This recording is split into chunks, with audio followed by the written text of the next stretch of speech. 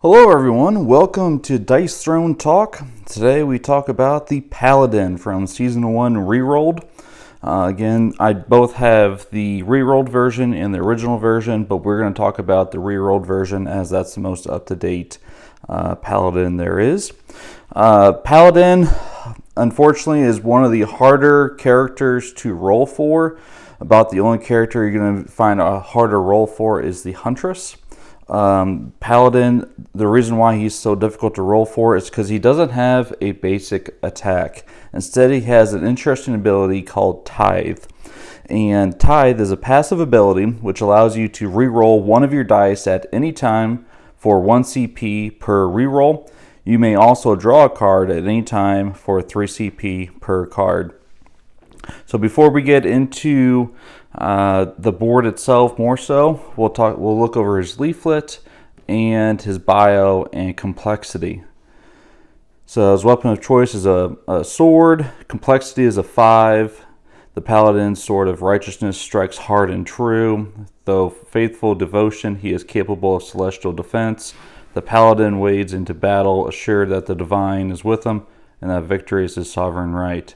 There has been some talk and some foreshadowing to say that the Mad King does not have a fallen paladin based on the lore that's out there through the different comics. Which is I'm pretty happy to see. Fantastic artwork overall. If you didn't already, you may be able to look past YouTube for the Dice Throne YouTube channel and see Manny draw the Holy Light artwork right then and there as he does some FAQs and talks to the community. For the leaflet, he has some pretty unique stats effects that is unique to him and pretty much no one else. Retribution, stack limit of 1. Token may be spent after being attacked as a result of an opponent's offensive roll phase to deal half of the incoming rounded up back to the attacker. Crit, spend 4 damage to your, spend to add 4 damage to your attack. But you have to deal at least 5, which is pretty crucial for some of his attacks. Protect, you'll also see that with the Tactician. Prevent half incoming damage, rounded up. Accuracy, the player with this token may spend it at the conclusion of their offensive roll phase to make their attack undefendable. Mixed with crit can make some really powerful attacks. And then Blessing of Divinity, the Seraph also has this ability. Prevent being defeated. The next time a player or team with this token would have their health reduced to 0, remove this token and set their health to 1 instead. This token may not be removed or transferred by any other means. So this is not necessarily a revival. It just makes it so that your health doesn't go to 0. It gets knocked to 1 instead. So if you have any status effects that are on you, let's say poison, burn, what have you, those still stay on you even if Blessing of Divinity is activated. Let's also talk about his dice right here. Beautiful dice. I really like these dice. Not my favorite, but they are beautiful, and I love playing the Paladin, and his dice configuration here is pretty challenging. 2 swords, 2 helmets, a life, and a prayer. So as we look at his attack pool here, if so to say, he's looking for a lot of 6s. So Mighty Prayers for a 6, Retaliate is a 6. The Straits could use a 6. Righteous Prayer could also use a 6. Swords wise, he's only looking at for Righteous Combat, Mighty Prayer, and then your Straits. For helmets, Combat, Retaliate, Straits. So it's even if you roll swords and helmets and prayers, like you got to try to figure out which attack you're going to try to go with and stick with that one, or what the dice are giving you. Because if you have if you have swords and you're trying to get a lot of helmets, well, you have a lot of swords because your ability to get swords is just as equal as helmets. On his defense over here, It's on sword, deal 1 damage, so even if you roll all 3 dice and all 3 swords, it's still only 1 damage. Preventing 1 per helmet and 2 per life, and then gain 1 CP per prayer. Resolute Faith, his ultimate. If you haven't already, check out the Dice Throne podcast channel. And as I get to talk about the Paladin, and we kind of discuss about his ultimate ability. You get to gain Blessing of Divinity, which is the only way you can gain that. Heal 5, deal 10 damage, so it's a 15-point swing, plus an extra life that doesn't get removed or transferred or anything like that. There's a lot of heavy hitting ultimates out there. This is not one of those. The Paladin is more so for the long game in terms of going to deal you damage, going to deal back damage to you, looking for that CP to either use Tithe, preventing a lot of the damage as well with Protect. Let's go ahead and look at his cards here. So this is the promo. Divine Favor, fantastic artwork. Roll 1 on a 6, gain 4 CP. Any other outcome, draw a card, and it's worth 0, so you might as well go for it. His Consecration, chosen player gains Protect, Retribution, Crit, and Accuracy. So this is kind of a hard one to play. The reason why is because you really don't want to play it your first turn or your first main phase, because more than likely than not, you're going to get either Retaliate or Mighty Prayer, which lets you gain Crit and Accuracy. So by spending this card, you're already limiting the amount of effect that ability has. But let's say you have Retaliate and you're looking for that current accuracy for next time. Okay, you can play this and then get Protect as well. However, it's just hard to play this main phase 1 and not end up with one of these 2 effects. But if you can go for the straights, go for the Righteous Combat, as you should be a lot of the times, you should be all right. It's just a lot of CP. Absolution, for 1 CP, you roll a die, and you can prevent some different stuff here. It's a good card overall to have. Really like to have it. Blessed, 1 CP, and again, this is only can help you overall, especially if you're down on cards, need extra health, what have you. And then Mighty for 1 CP, chosen player gains Crit. This a lot of times is a sell for me. The reason why is because if I have Crit, I probably want Accuracy as well, and I'm just going to get this instead, and going to get Crit and Accuracy. So a lot of the times this is definitely a sell, but the artwork is fantastic. Let's go ahead and go over our other cards here. Sixit is definitely a need to have in your hand because you may be going for the Righteous Prayer. You may need it for your Mighty Prayers, Retaliate, what have you. Or let's say your card effect, you want to go get Blessed, or Absolution, another 6. Divine Favor as well, you can get you that 6.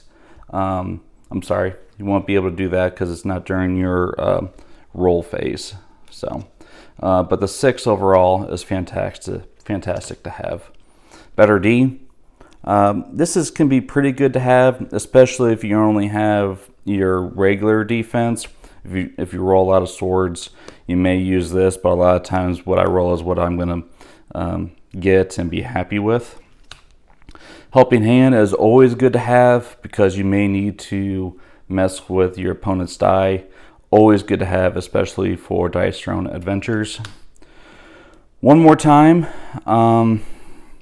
you have that ability already with Tithe to some degree. So if you needed to sell a card, you probably could get away with it just because of the Tithe. Samesies, fantastic to have. The reason why is because if you're looking for that helmet, looking for that extra sword, Righteous Combat, what have you, Samesies is pretty crucial to have. So Wild, obviously a good card to have. being able to change either your dice or your opponent's dice, ideally your opponent's dice, to make them whiff. Try again, up to 2 dice. Again, this may be another sell because of the tithe. It's kind of up in the air of what's going on right then and there for variables. Twice as wild, an obvious keep. Not this time. I really like to have this just in case, because I know that you may be preventing damage sometimes, but let's say you get attacked with a heavy undefendable damage, you can have this and just be a little bit tankier. Getting paid, it's free, 2 CP. Obviously going to use it. There's no reason why you would sell it because you only get 1 when this can give you 2.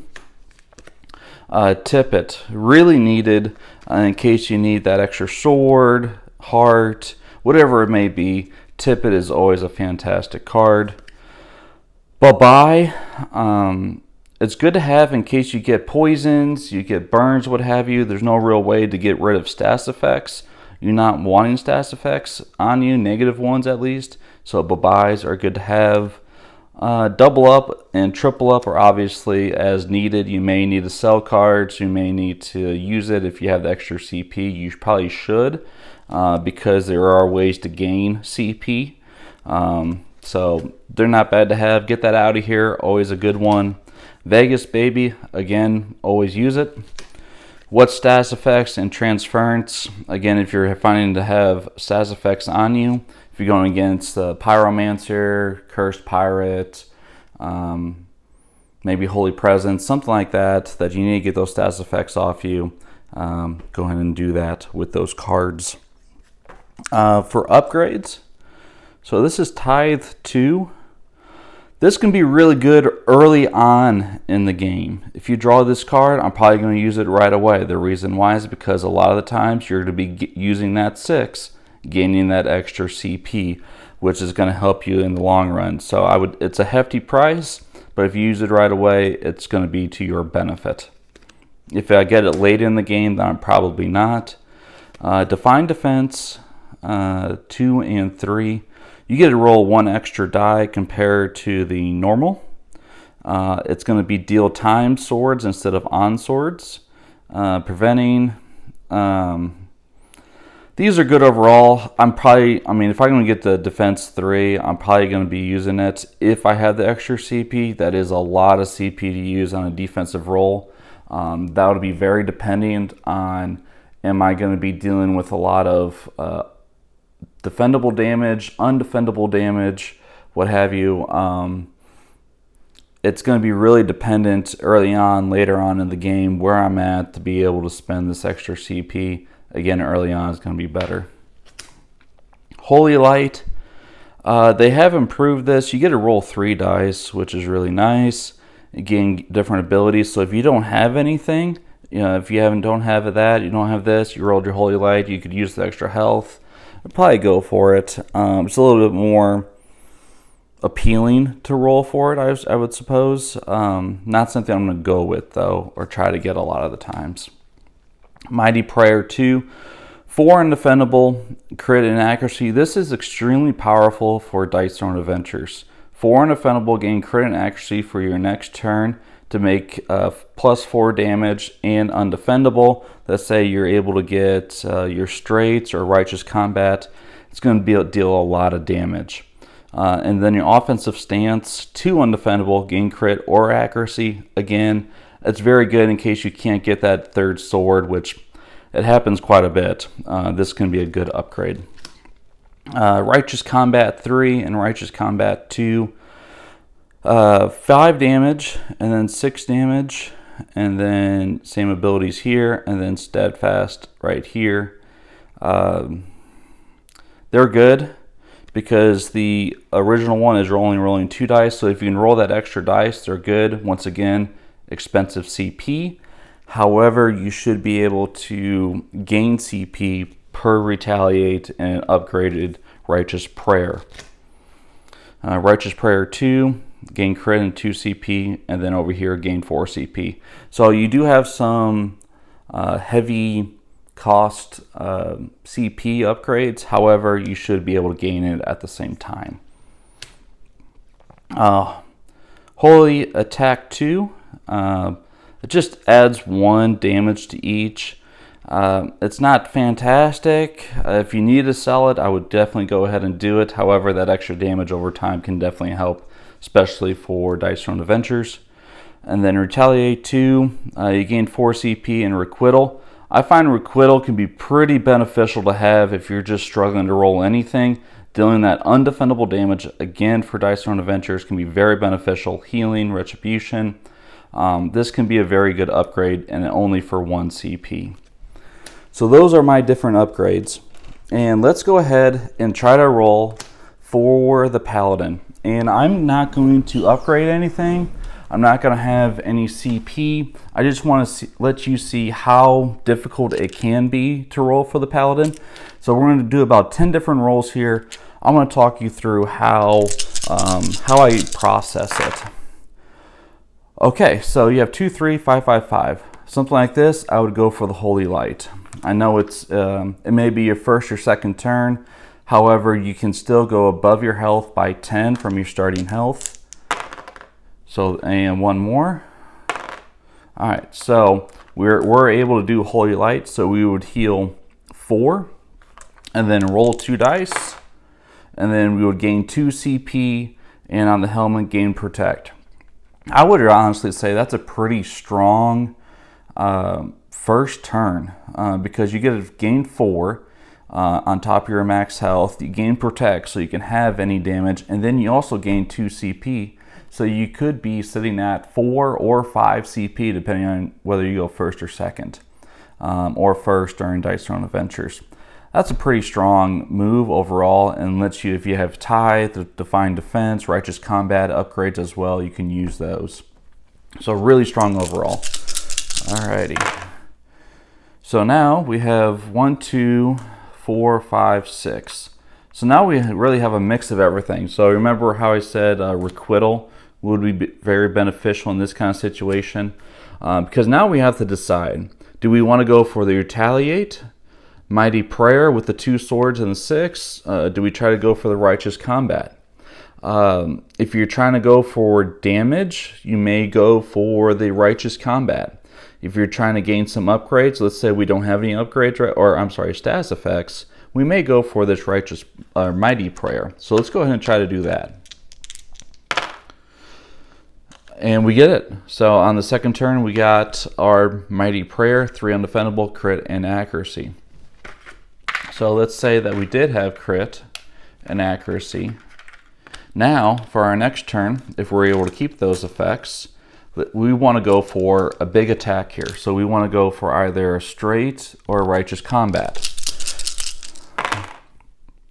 All right, so we have 2, 4, 5, and we're going to do a little bit, I think, of a... so we can either try to go for the Righteous Combat or for the straight. Let's try to go for the straight here.